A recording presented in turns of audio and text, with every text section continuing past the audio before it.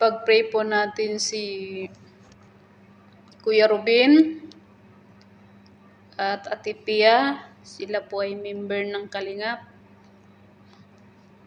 At sana maging okay na sila.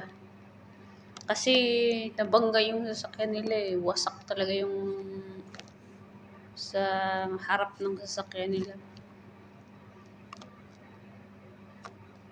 Ngayon nasa nasa hospital.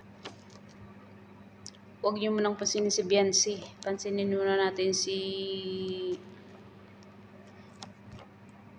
sila Kalingap Robin. Tsaka at si Ate Pia. May mga anak din sila eh. Kawawa yung mga anak nila eh.